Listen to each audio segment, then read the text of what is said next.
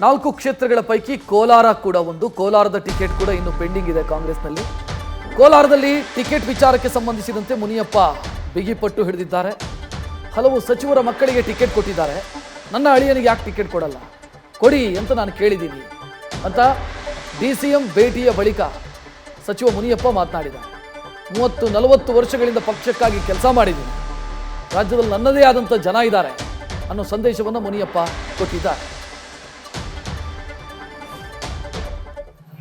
ಮಕ್ಕಳಿಗೆ ಕೊಟ್ಟಿದ್ದಾರೆ, ನಮಗೂ ಕೊಡಬೇಕಂತ ನಾನು ಹೈಕಮಾಂಡ್ಗೆ ಹೇಳಿದ್ದೀನಿ, ಅಧ್ಯಕ್ಷರಿಗೆ ಹೇಳಿದ್ದೀನಿ, ಮುಖ್ಯಮಂತ್ರಿಗಳಿಗೆ ಹೇಳಿದ್ದೀನಿ, ಆಶಾಭಾವನೆ ಹೊಂದಿದ್ದೀನಿ.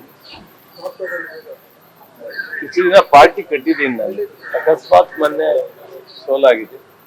ಆದರೆ ಅದನ್ನು ಉಳಿಸ್ಬೇಕು, ಆ ಸೋಲಾಗಿರೋದನ್ನು ಮತ್ತೆ ಕಾಂಗ್ರೆಸ್ ಪಕ್ಷನಲ್ಲಿ ಗೆಲ್ಲಿಸ್ಬೇಕು ಅಂತ ನಾನು ಅಭಿಪ್ರಾಯ ಪಟ್ಟಿದ್ದೆ. ಅದಕ್ಕೆ ನಾನು ಮತ್ತೆ ಅಧ್ಯಕ್ಷರಿಗೆ, ಮುಖ್ಯಮಂತ್ರಿಗಳಿಗೆ ಮನವಿ ಮಾಡಿದೆ. ಪಕ್ಷದ ಶಿಸ್ತಿನ ಸಿಪಾಯಿಯಾಗಿ ಕೆಲಸ ಮಾಡಿದೆ. ನಾನು ಆಶಾಭಾವನೆ ಹೊಂದಿದ್ದೀನಿ. ಇಡೀ ದೇಶ ರಾಜ್ಯ ನೋಡ್ತಾ ಇದೆ, ಇದರ ಬಗ್ಗೆ ಅವರು ಗಂಭೀರವಾಗಿ ತೆಗೆದುಕೊಂಡು ಮಾಡ್ತಾರೆ ಅಂತ ನಾನು ಆಶಾಭಾವನೆ. ಕೋಲಾರದಲ್ಲಿ ನಿಮ್ಮ ರಾಜಕೀಯ ವಿರೋಧಿಗಳು ಅವ್ರಿಗೆ ಫ್ಯಾಮಿಲಿ ಕೊಡಬಾರ್ದು ಅಂತ ಬಹಳಷ್ಟು ಅಡ್ಗಾಲಾಗ್ತಾ ಇದ್ದಾರೆ.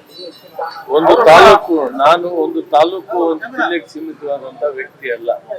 ಈ ರಾಜ್ಯದಲ್ಲಿ ನನ್ನದೇ ಆದಂತ ಜನ ಇದೆ, ಆ ಜನಕ್ಕೆ ಉತ್ತರ ಕೊಡ್ಬೇಕಾಗ್ತದೆ. ಈ ಸೀಟು ಒಂದು ತಾಲೂಕು ಒಂದು ಜಿಲ್ಲೆಗೆ ಸಂಬಂಧ ಇಲ್ಲ, ಒಬ್ಬ ವ್ಯಕ್ತಿಗೆ ಸಂಬಂಧ ಇಲ್ಲ. ಎಲ್ಲ ಕಡೆನೂ ವಿಶ್ವಾಸ ಇರ್ತದೆ, ಅವಿಶ್ವಾಸ ಇರ್ತದೆ. ಇದೊಂದು ದೊಡ್ಡ ಪಾರ್ಟ್. ನ್ಯೂಸ್ ಫಸ್ಟ್, ನಿರ್ಭೀತಿಯಿಂದ ನಿಮ್ಮ ಪರವಾಗಿ.